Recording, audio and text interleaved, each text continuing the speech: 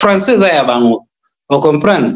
Donc c'est ça. Bateau nyonso batie intention à faire à remplir baza mabomate. OK? Bateau bazo disposer ba kit ya ba coin pour na bateau ba réserver ezali parce que espace wana ezali disponible.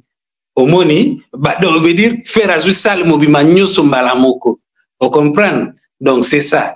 Oza la difficulté au comprendre, oza la difficulté kondima, ce n'est pas grave. OK? Toke na nusiko na Sylve. Magambo ya Sylve. Moi muke très rapidement. OK? Alors magambo ya Sylve yango oyo awa. OK? Alors magambo ya Sylve yango oyo. OK? Sylve oyo lobite ke faire azu Sylve. OK? Et l'obiga que Paris la défense basée na option oyo. OK? Alors, nouvelle configuration Sylve de Paris la défense arena. Batangi combat ferrete. OK? Alors, Paris la défense arena bénéficie d'une nouvelle configuration.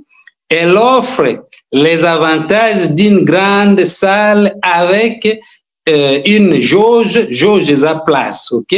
Plus intimiste et accompagne les artistes dans leur croissance. OK? Bah, artistes bazo kolanan. OK? Faire à colina déjà. OK? Nous sommes partis du constat que 60% des spectacles de plus de 6000 spectateurs accueillent entre 8 et 15 000 personnes. C'est une vraie demande de la part des maisons de production. OK, car il y a peu d'acteurs sur ce type de configuration à Paris. OK, voilà. Alors, configuration Sylve Oyo, na boyego va capturer belé maximum nango, maximum il y a configuration Sylve Oyo, maximum nango ezali 20 000 places. OK, mais faire azu 20 000 places té. Hein, place à besoin plus de détails. Yango wana sokoza na Ticketmasters au fini information okozwa sikoyo intention détail donc il y a intention à faire ezali atondisa ba catégorie Sylve o ezali promotion o yogolwa il faut se servir nango. OK, elembisa yote donc il faut nde ocha epoa yepe atondisa oya fali ba congolais batondisa y compris ba africain mususu na ba occidentaux oyo balingaka musique du monde. Vous comprenez?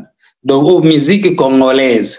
Donc babiloko nyonso eza po ya mruye piste mende sikoyo babiso tozali wana pona ko éclaircir. OK, voilà. Alors to banda wapi Fnac tozali na Fnac. OK, après Fnac ezali directement en communication avec Paris la Défense Arena. OK, après deux Adidas Arena sold out les 20 et 21 avril 2024, le roi de la rumba Ferregola annonce son prochain défi.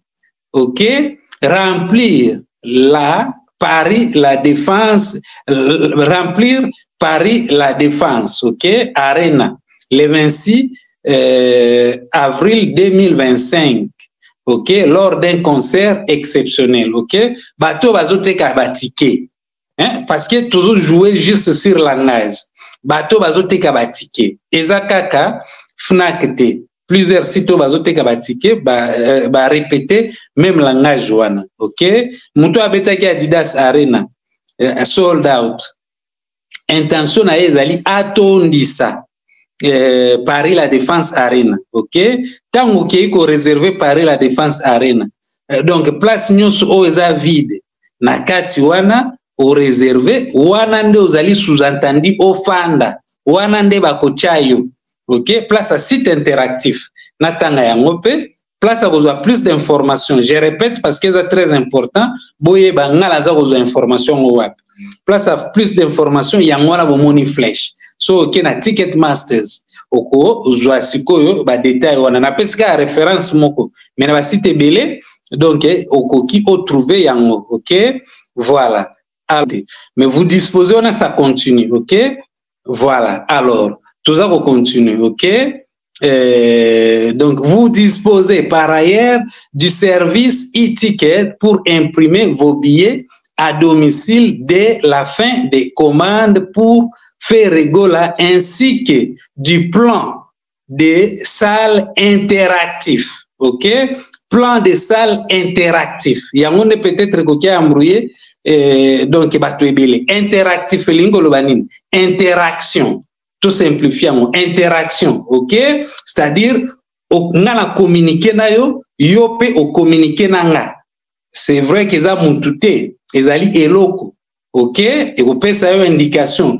Qui tu es vide ou bien est occupé. Eza vide na réservé wana nde nazali sous-entendu na fanda tango na kokende na concert.